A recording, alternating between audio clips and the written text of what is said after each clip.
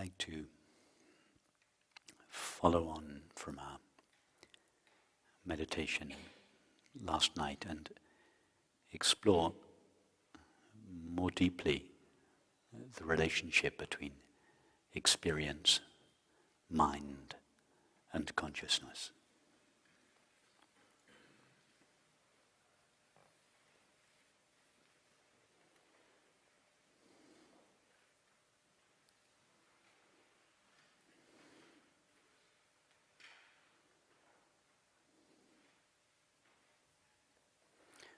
We normally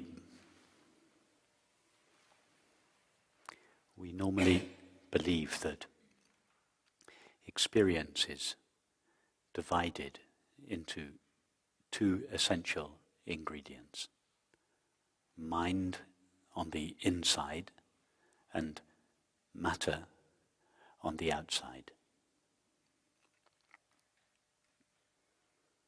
We have a vague notion that mind lives somewhere inside the body, more specifically inside the brain, and contains within it all our thoughts, images, and feelings, and that mind knows the world made of matter, which is outside of it. That is a very simplistic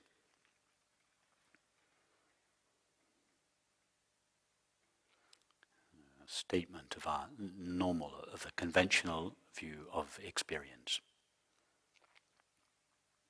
So we start here by recognizing that all the mind ever knows or comes in contact with is its own content. In other words, that everything the mind knows or experiences takes place within itself. It's obvious that our thoughts and feelings take place inside mind. It's not so obvious that sensations of the body and perceptions of the world also take place in the mind.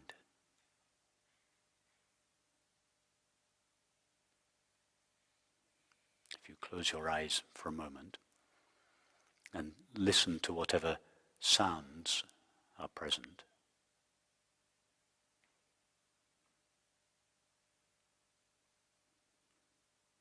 they take place in exactly the same, let's call it a space for the time being. These sounds take place in exactly the same place as do our thoughts and feelings.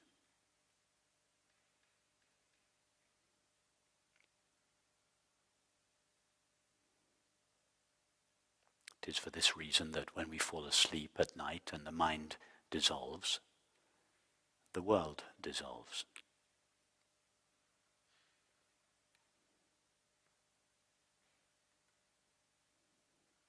We have a belief that the world exists outside the mind, but nobody has ever or could ever find such a world,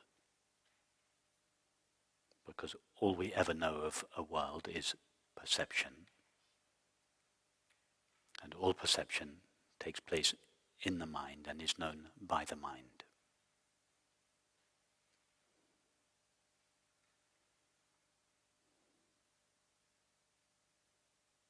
So just take some time to establish in your experience that everything you ever know or come in contact with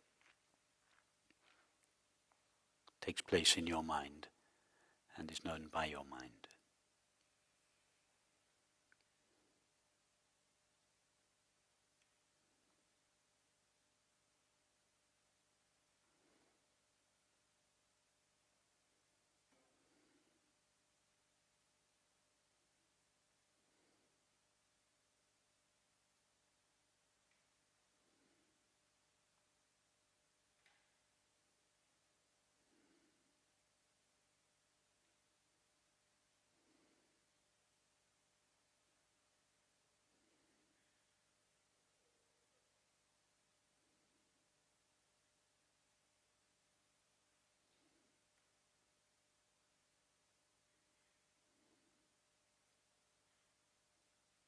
So the real question, the really interesting question is not what is the universe made of, but what is mind made of?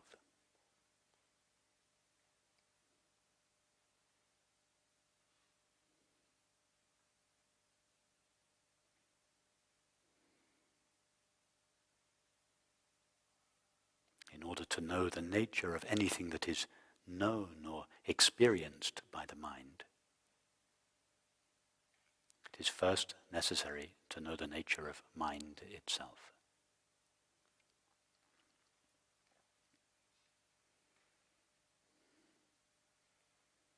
So look at your mind. Now, when I say look at your mind, I'm talking to the mind. Look at yourself. Look at what is going on inside yourself, you, the mind.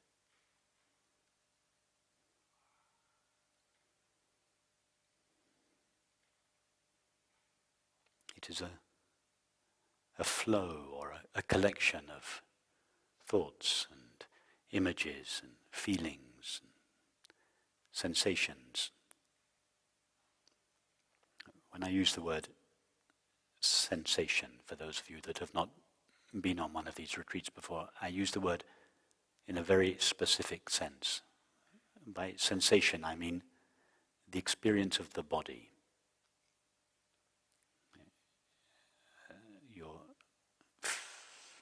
The experience of your feet on the floor is a sensation. Or your hands on your knees, that's a sensation.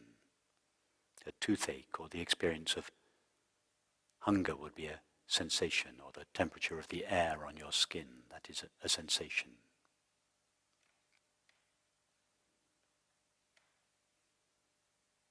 So see that your mind consists of a flow of thoughts, images, feelings, sensations and perceptions. Perceptions, likewise, I use very specifically. It's the 5 sense perceptions: sights, sounds, tastes, textures, and smells. In other words, the sensations are the way we know the body, perceptions are the way we know the world.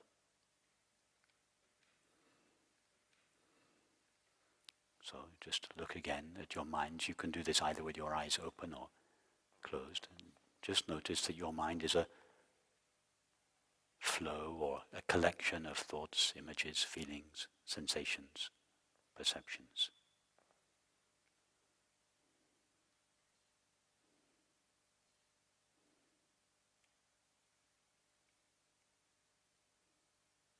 Don't try to control your mind in any way. This is nothing to do with manipulating our experience. We want to know the nature of our experience. So feel free to let your mind go wherever it wants. Just simply notice that it is a flow of thoughts, images, feelings, sensations and perceptions. I refer to these sometimes as objects. So when I use the word objects, I don't just mean physical objects. I mean anything that has an objective quality, such as a thought or a feeling, or a taste or a sound.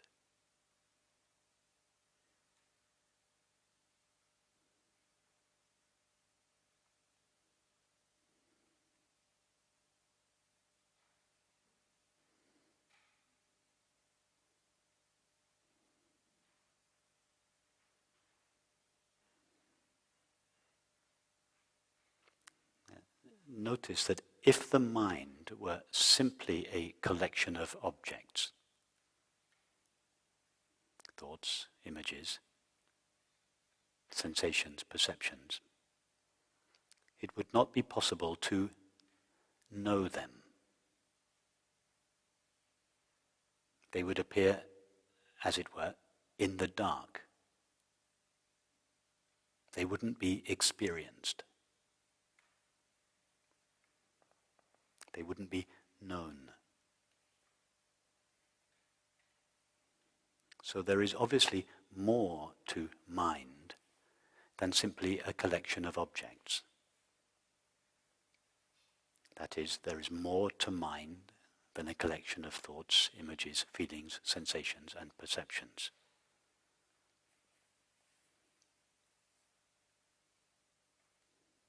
There is another ingredient that constitutes mind.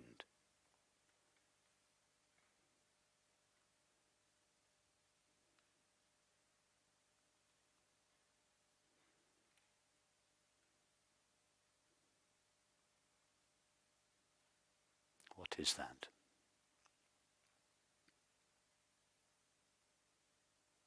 It is the knowing element of mind. Mind is knowing or aware.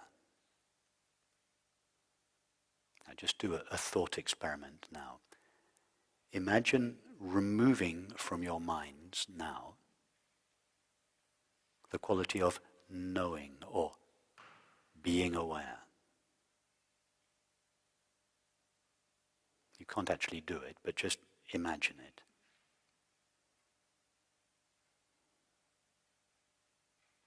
What would be left?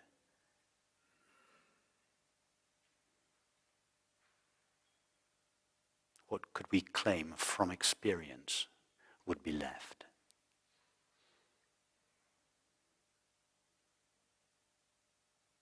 It's tempting to say that nothing would be left.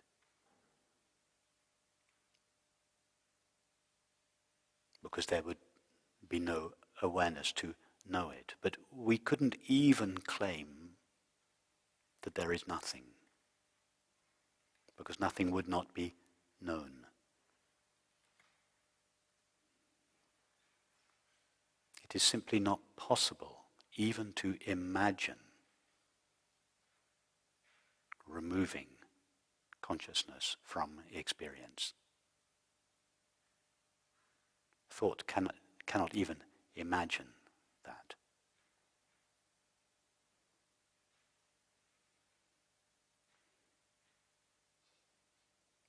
So look again at your minds. I'm talking to your mind. The mind is being invited to look at itself, to look at its own content, and see that it's a collection of objects, thoughts, images, feelings. But there is also something which we could call the knowing element or aware element. That lights up the objects, lights up experience, renders experience knowable.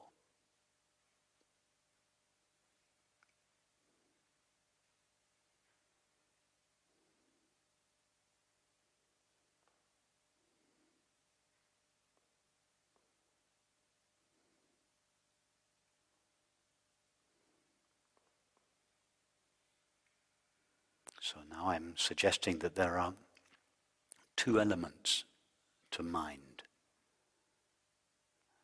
An objective element, thoughts, images, feelings, and a knowing element. So we're straying back into duality here. So let's explore that. These are apparently two elements, the thought and the knowing, a feeling and the knowing of it. In other words, consciousness plus its object. So take now the experience of a thought. I suggest we keep our eyes closed. It's not essential, but take a thought, any thought or a series of thoughts,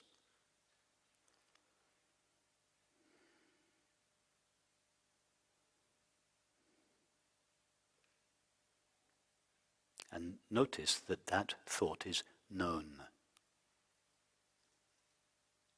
We are aware of it.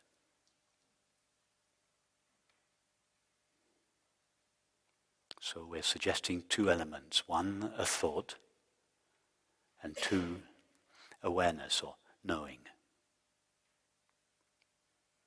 By the way, I go back and forth between the words awareness and consciousness. They're identical in the way I use the words. So there is the thought and the knowing of it. The awareness of it. Now, notice that when the first thought disappears, a second thought arises. But the knowing with which the first thought was known doesn't disappear when the first thought disappears. The knowing with which the first thought was known remains present and knows the second thought.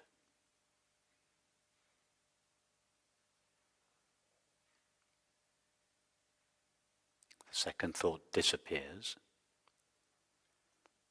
The knowing with which the second thought was known remains. A third thought appears, and it is known by the same knowing that knew the first thought and the second thought.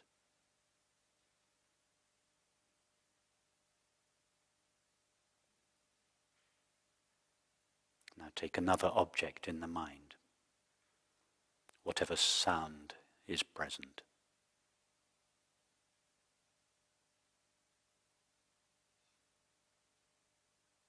That sound is known. It is an object that is known. And when the sound, for instance the sound of my voice, disappears,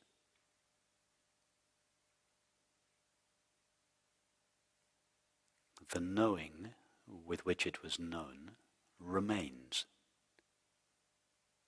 and it knows the next sound.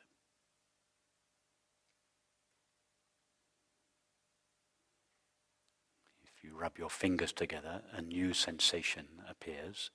It is another object in the mind. That sensation is known. Stop rubbing your fingers together. The sensation dissolves, but the knowing with which it was known remains.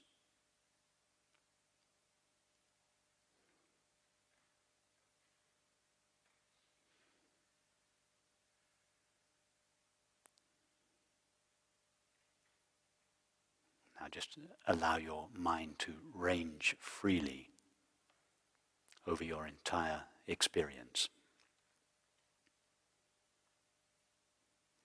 And see that it is always known by the same knowing.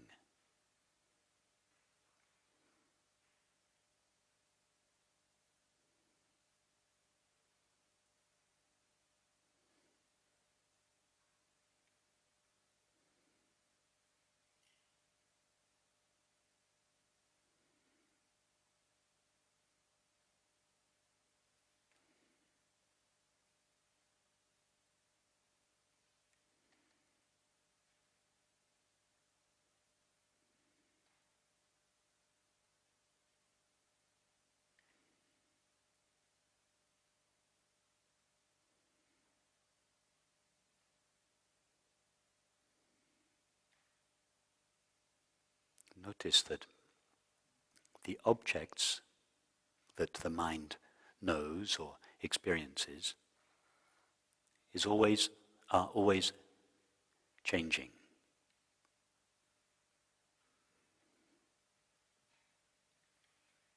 No thought, feeling, sensation or perception ever stays the same.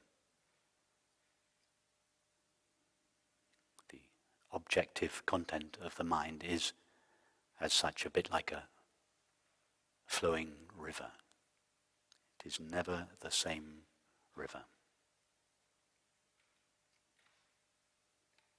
But what about the knowing with which this changing flow of experience is known?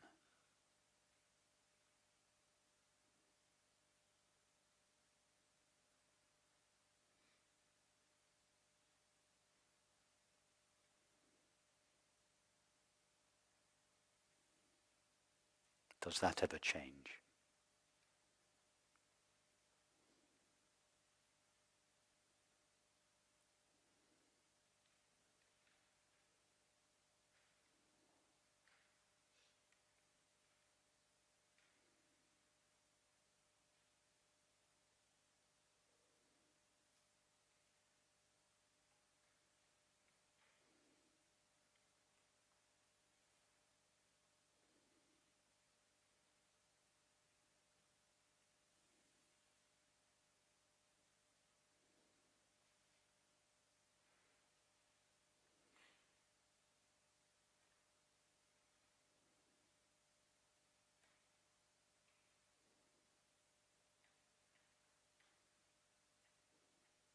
Is there any difference between the knowing with which a toothache or a depression is known, and the knowing with which the sight of this room or the taste of a delicious meal is known? In other words, is the knowing quality of the mind ever changed or modified in any way by the objective content of experience?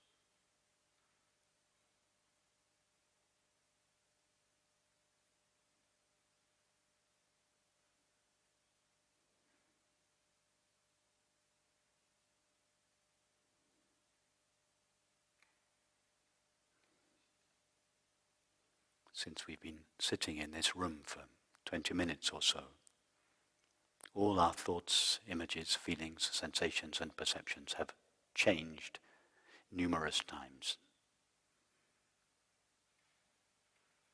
What about the knowing with which they were all known? What about the knowing with which our current experience is known? Does anything ever happen to that?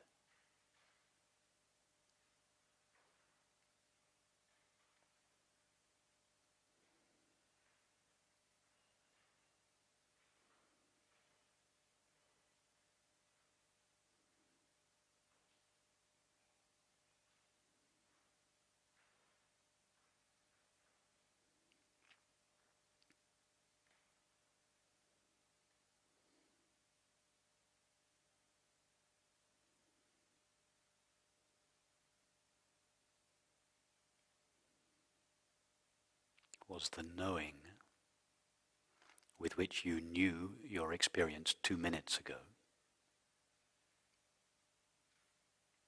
different from the knowing with which you knew your experience 2 days ago, 2 weeks ago, 2 years ago, 20 years ago?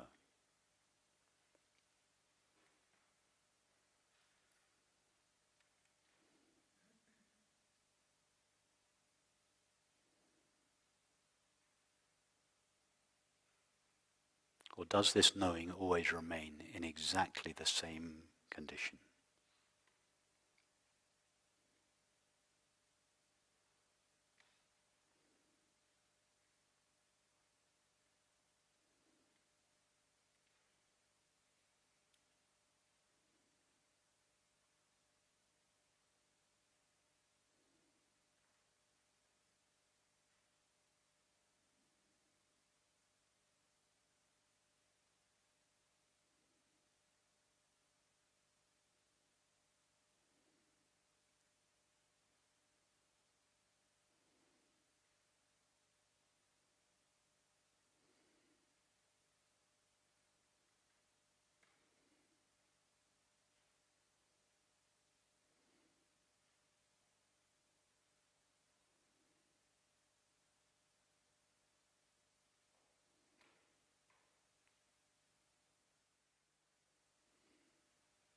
take the experience of the body. It is just a series. All we can say of the body is that it is a series of sensations and perceptions in the mind. Take your experience of the body over the last 30, 50, 70 years. Innumerable sensations and perceptions. And each time we perceive, each time we experience a perception, the perception seems to be a little older. But what about the knowing with which each of these perceptions is known?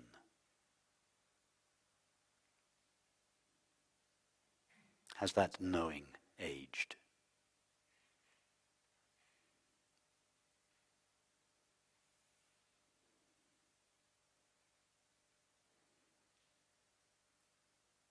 Or is the knowing with which we know our current experience still in the same pristine condition that it was in when we were 5-year-old girls and boys? Has anything happened to the knowing?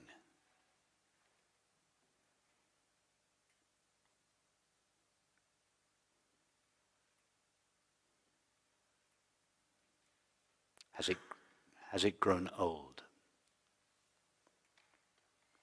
Has it been dimmed or tarnished by experience?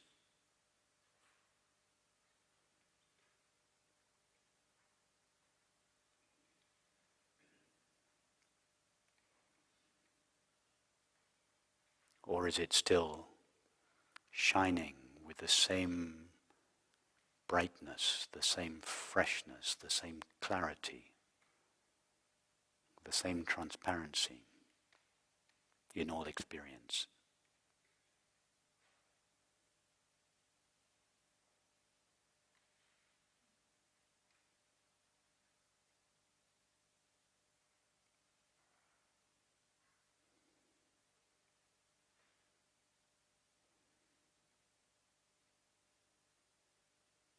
The reason I call it transparent is that it has no distinguishing features. It has no objective qualities. It cannot be known in the way that a thought or a feeling or a sound can be known.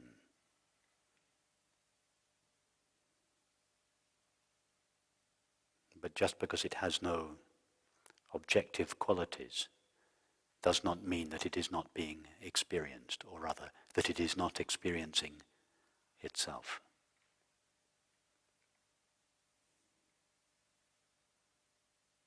If I were to ask you now, are you knowing your experience?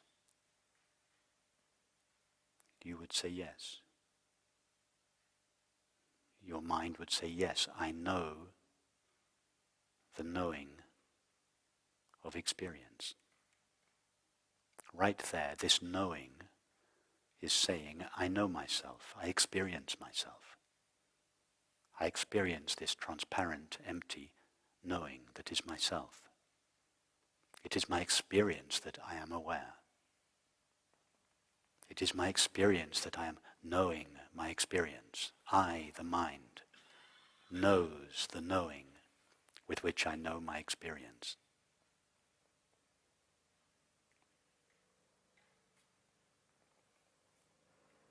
In other words, this knowing that knows all experience is self-knowing. Not only does it illuminate all our thoughts, images, feelings, and perceptions, it illuminates itself. It makes itself knowable. It is self-aware, self-luminous.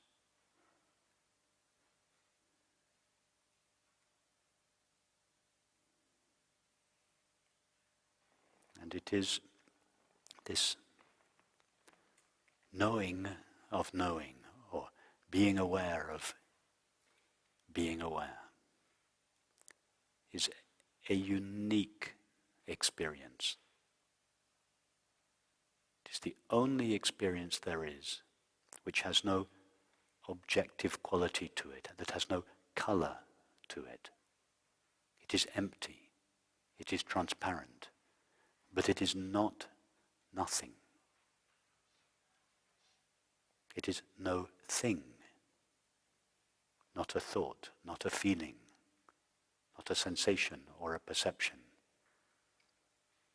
But we cannot say the knowing of experience is nothing. It is everything, but it is not a thing.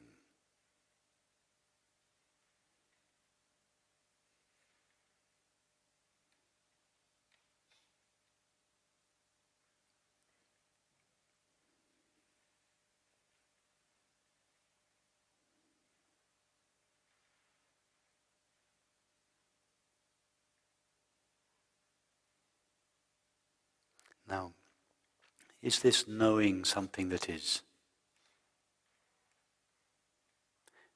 extraordinary or esoteric? Something that I perhaps have some magical access to that none of you have access to?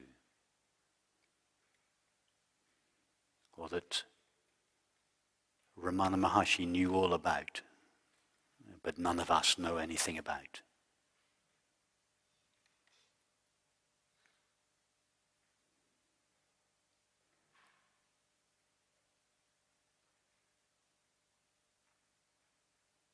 Is not the knowing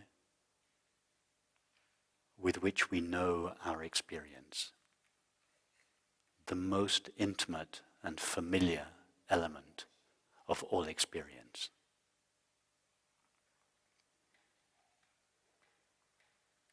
I mean, how intimate, for instance, is a thought? I mean, how long does a thought last? 3 seconds? That's it. That's our only acquaintance with a thought, lasts for 3 seconds. It's like briefly flirting with someone in a bar and never seeing them again. We call that intimacy.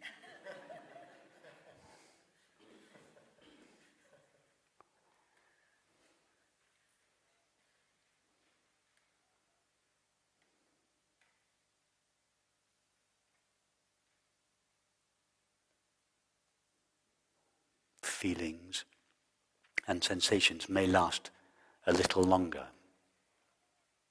but we are only briefly acquainted with them.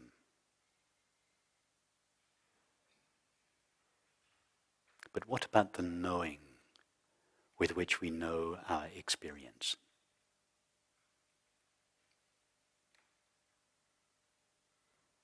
How long has that been with you?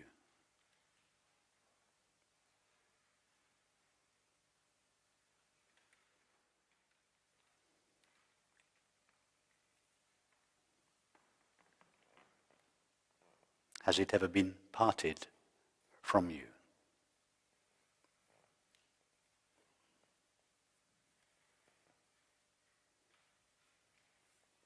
Has it ever let you down?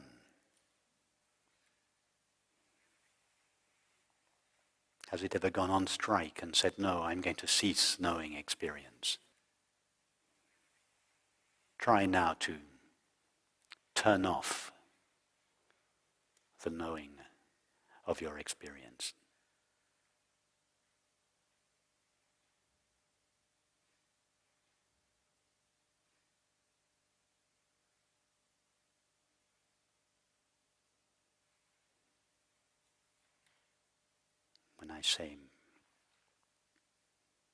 When I ask, has this knowing ever been parted from you?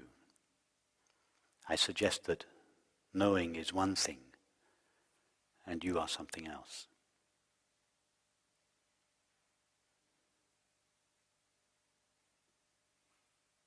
What is the name that we commonly give to this knowing?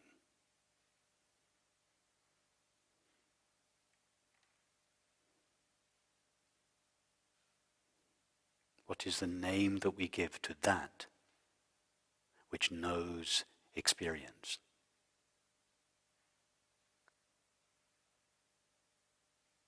I.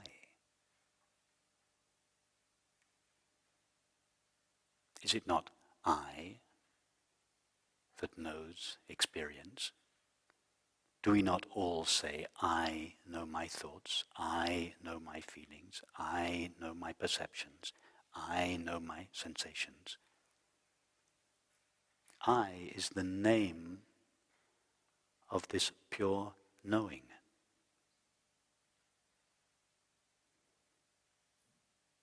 Knowing is not a quality or an attribute of I.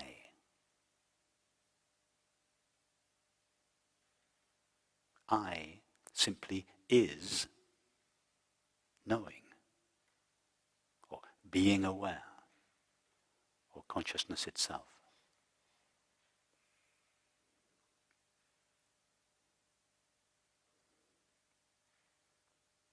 It is the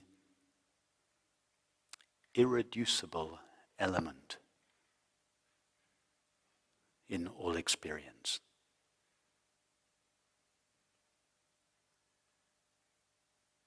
The irreducible, indestructible element of experience.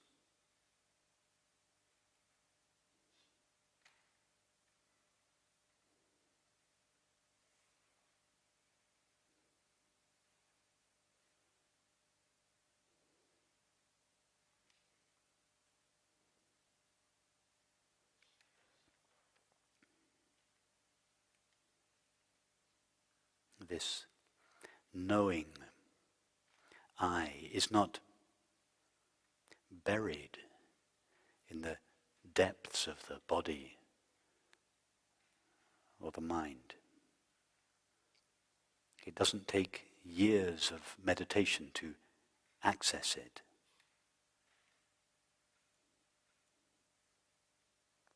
This knowing I is shining in all experience.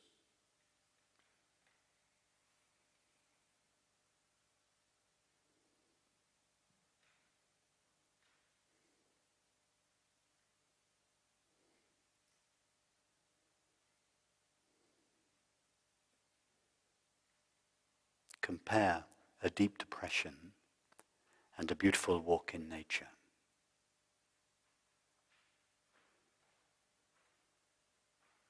Are both experiences not known?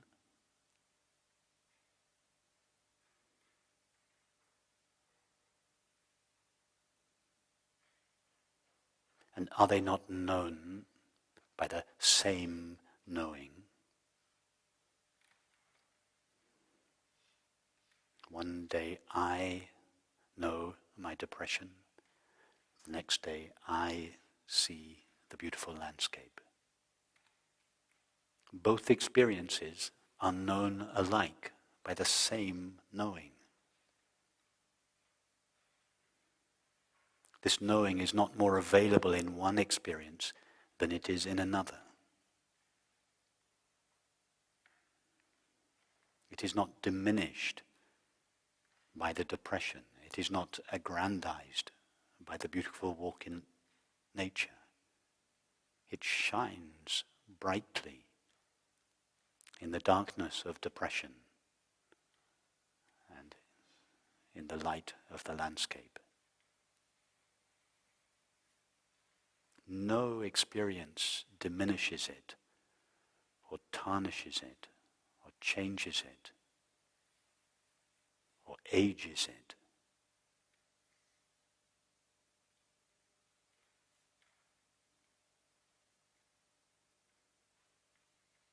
Or veils it.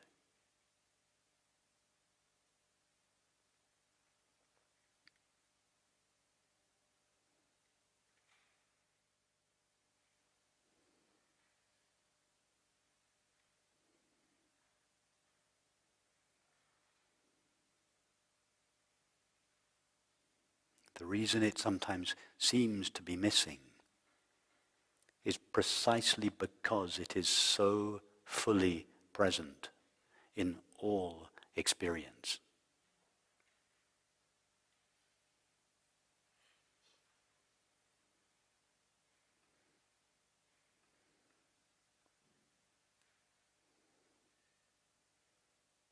It is precisely because the screen is so fully present in all the scenes in a movie that we tend to overlook it.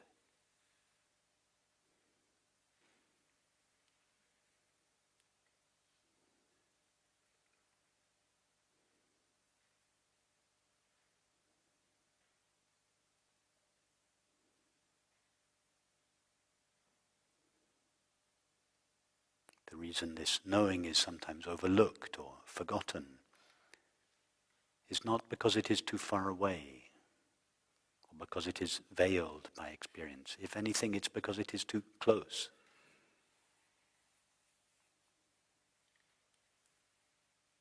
It is too obvious. It is too present in all experience to be able to be found as an experience. It is never an experience.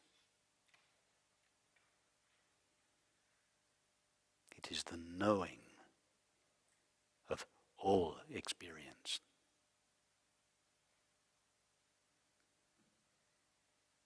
That is you. That is I.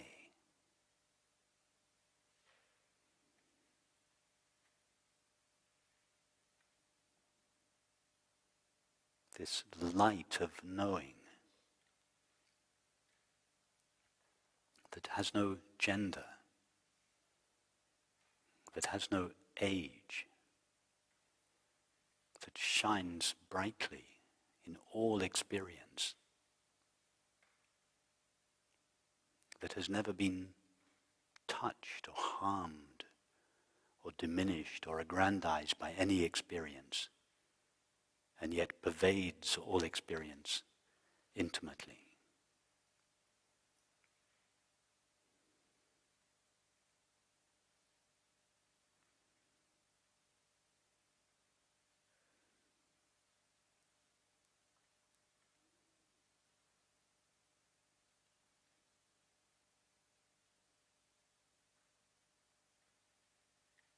It is completely without conditioning, pristine, transparent, empty, luminous, utterly free, unbound by any particular experience, never contained in an experience, never limited by an experience. Boundless, free.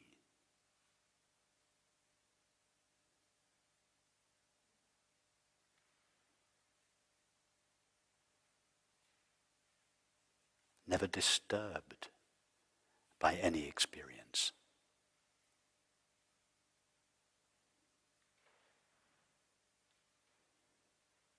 Never needing anything from any particular experience.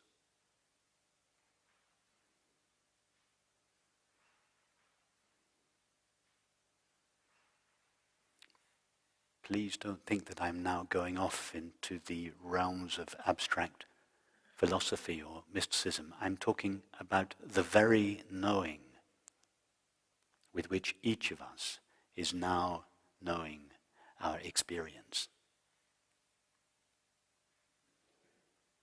The very knowing that each of us has been calling I all our lives.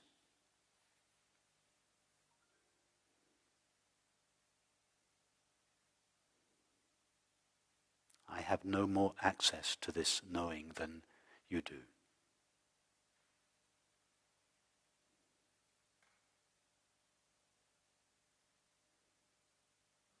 I have no special knowledge about it, no knowledge that you don't have about it.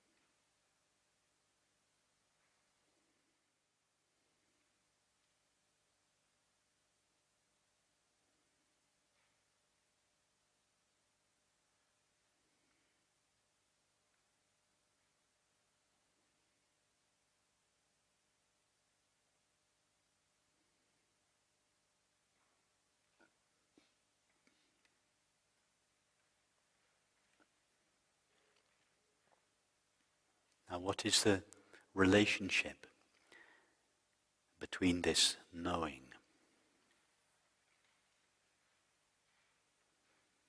and the objects that it knows, the thoughts, feelings, sensations, perceptions?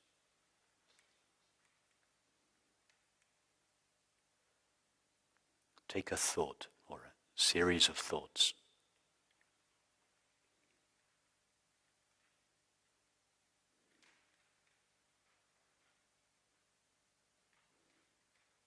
Just give your attention to the series of thoughts.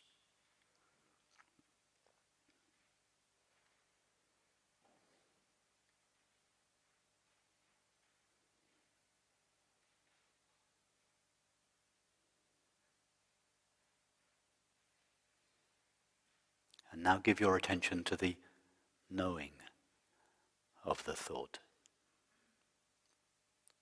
So go back and forth between a thought and the knowing of the thought.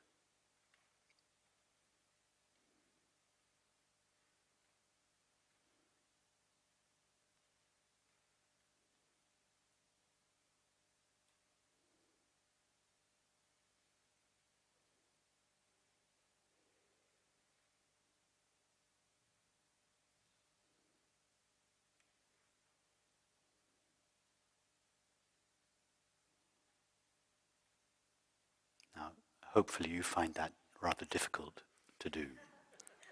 I'm sorry, I was playing a mean trick on you. When we go from the thought to the knowing of it, do we go to two different experiences? Do we go back and forth from one experience to another? What is the difference between a thought and the knowing of it?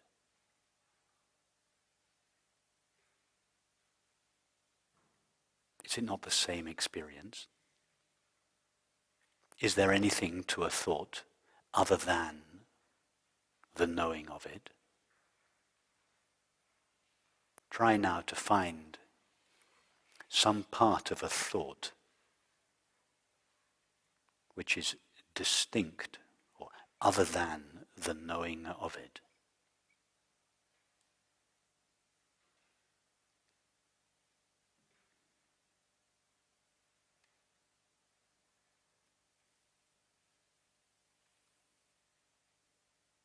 Can you find a little bit of the thought which is something other than the knowing of it?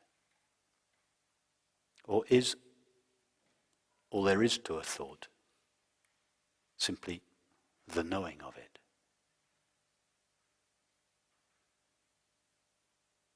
it? In other words, is there any substance present in a thought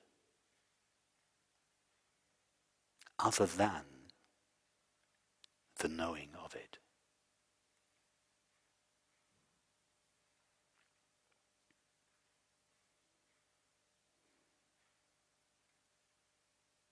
What would happen to the thought if we were to remove knowing from it? Would anything remain? all there is to a thought is the knowing of it.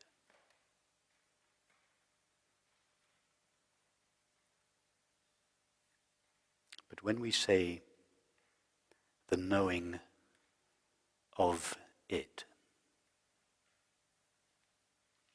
what is the it we are referring to?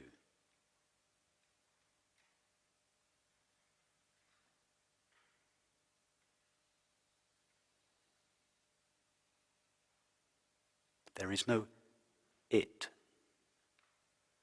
that is known. There is no thought that is known. It's not the knowing of it. It's just knowing. All there is to thinking is knowing.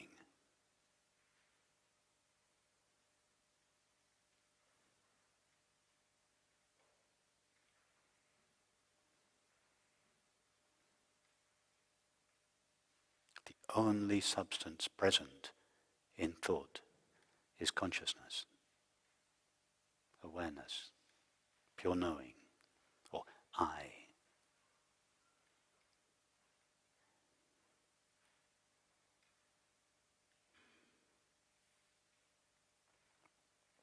Now take a sound, whatever sounds are present. Play the same trick on yourself. Go back and forth with your attention from the sound to the knowing of it.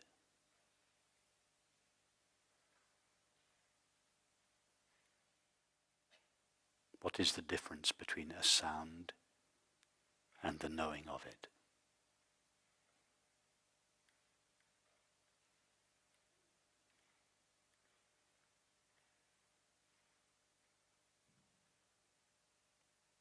Can you find these two things? One, a sound, and two, the knowing with which it is known?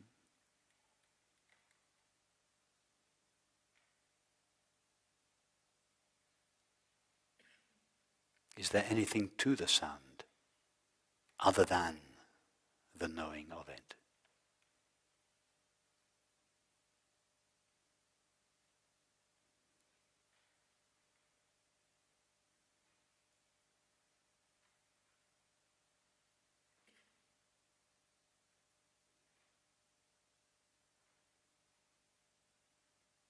And if there is nothing to the sound apart from the experience of knowing,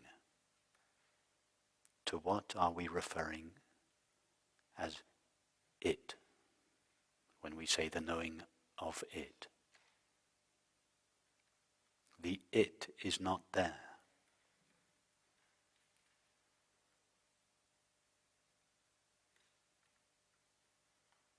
It's just knowing.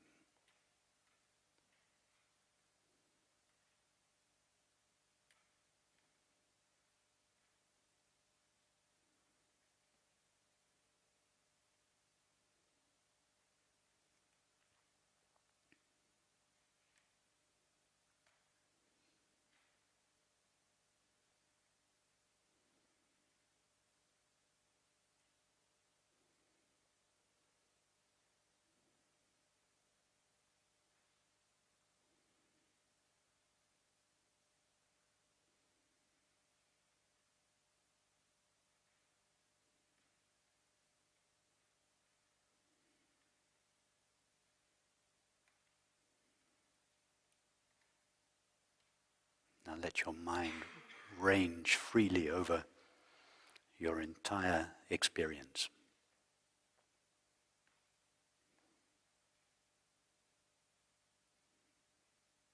Ask yourself the question, is there any substance present in my experience other than knowing?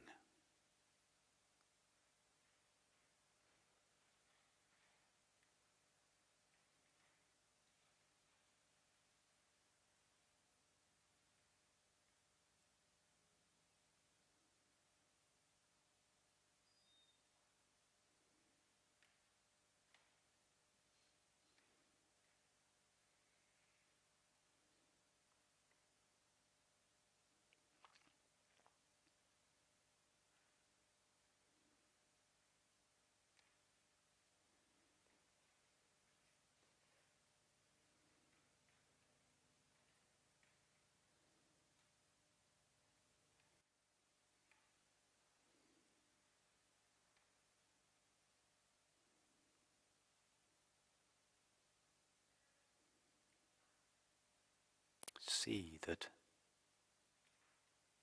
knowing is all that is ever known.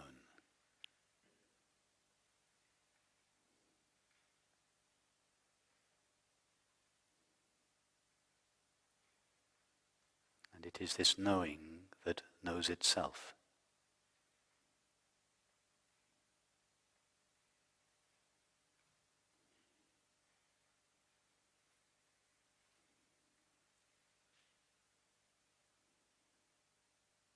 This knowing is all alone.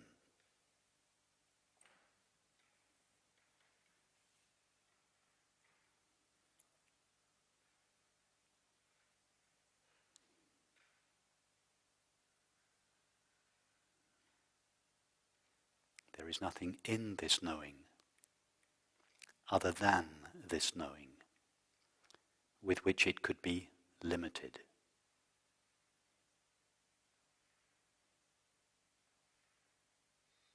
Thus, in its own experience of itself, it is infinite.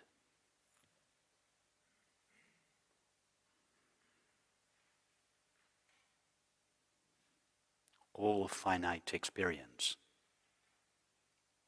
is a coloring of this infinite knowing.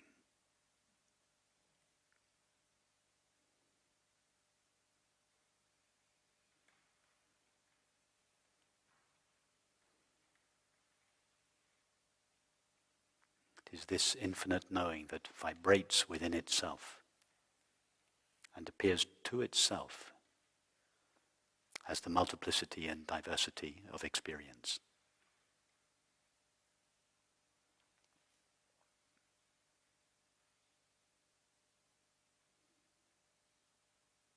In other words, the finite mind or finite experience is a coloring of infinite consciousness, just like a movie is a coloring of the unlimited screen.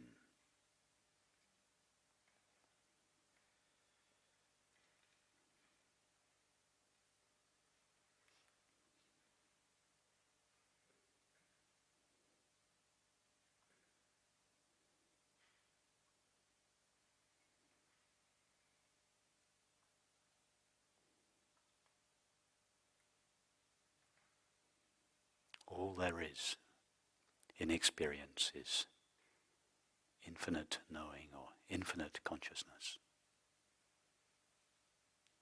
Or in religious language, God's infinite being. God's infinite self-aware being.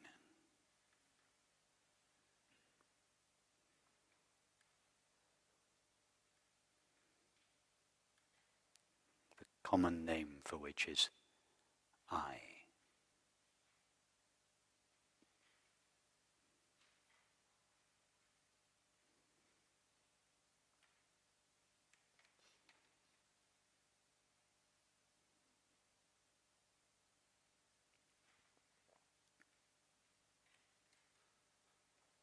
The only I there truly is, the single, indivisible, indestructible, irreducible, infinite I of pure consciousness.